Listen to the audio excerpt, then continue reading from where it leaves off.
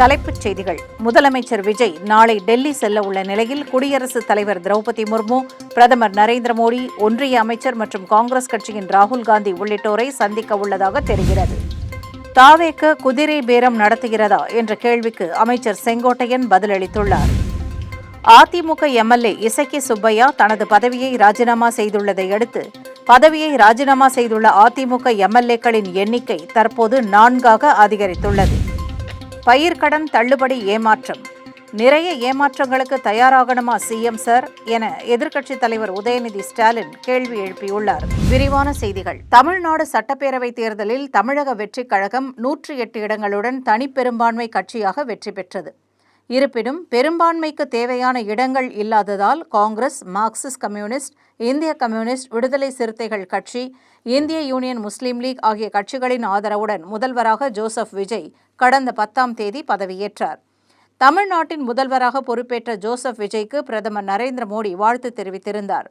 அதற்கு விஜயும் நன்றி தெரிவித்து பதிவிட்டிருந்தார். இந்நிலையில் தமிழ்நாட்டின் முதல்வரான பிறகு முதல் முறையாக ஜோசப் விஜய் நாளை தில்லி செல்ல உள்ளதாக தகவல்கள் தெரிவிக்கின்றன. இந்த பயணத்தில் குடியரசுத் தலைவர் திரௌபதி முர்மு, பிரதமர் நரேந்திர மோடி, மத்திய அமைச்சர்கள் அமித் ஷா, நிர்மலா சீதாராமன் உள்ளிட்டோரை சந்திக்க விஜய் திட்டமிட்டுள்ளதாக கூறப்படுகிறது. மேலும் தமிழ்நாட்டின் வளர்ச்சி திட்டங்கள், நிலுவையில் உள்ள நிதி விடுவிப்பு, மீனவர்கள் பிரச்சினை உள்ளிட்டவை குறித்து பிரதமரிடம் நேரில் கடிதம் வழங்க உள்ளார். காங்கிரஸ் நாடாளுமன்ற குழு தலைவர் சோனியா காந்தி, காங்கிரஸ் தலைவர் மல்லிகார்ஜுன் கார்கே, மக்களவை எதிர்க்கட்சித் தலைவர் ராகுல் காந்தி உள்ளிட்டோரையும் மரியாதை நிமித்தமாக விஜய் சந்திக்க உள்ளார்.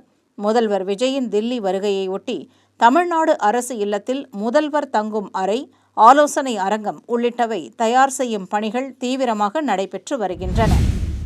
சென்னை தலைமைச் செயலகத்தில் செய்தியாளர்களை செவ்வாய்க்கிழமை அன்று சந்தித்த அமைச்சர் செங்கோட்டையன், ராஜினாமா என்பது அவரவர் விருப்பம், அதை நீங்களும் நானும் முடிவு செய்ய முடியாது.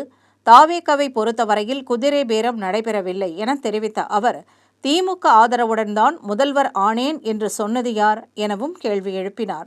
மேலும் சட்டம் ஒழுங்கை சரிசெய்ய எங்களுக்கு ஒரு அவகாசம் தர வேண்டும் என தெரிவித்த அவர், 6 மாதம் அவகாசம் தருகிறோம் என்று கூறிய திமுக இப்போது ஏன் விமர்சனம் செய்கிறது என்று கேள்வி எழுப்பினார்.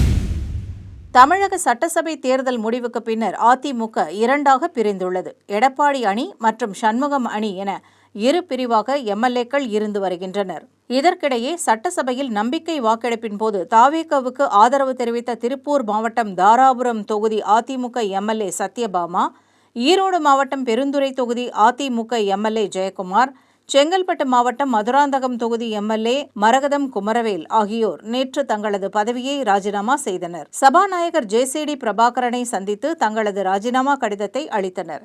பதவியை ராஜினாமா செய்த 3 பேரும் ஆதவ் அர்ஜுனா முன்னிலையில் தாவேகாவில் இணைந்தனர். இந்த நிலையில் அதிமுக சார்பில் அம்பாசமுத்திரம் சட்டமன்ற தொகுதியில் போட்டியிட்டு வெற்றி பெற்ற இசக்கி சுப்பையா தனது எம்எல்ஏ பதவியை தற்போது ராஜினாமா செய்துள்ளார். இதன் மூலம் பதவியை ராஜினாமா செய்துள்ள திமுக எம்எல்ஏக்களின் எண்ணிக்கை தற்போது 4ஆக அதிகரித்துள்ளது.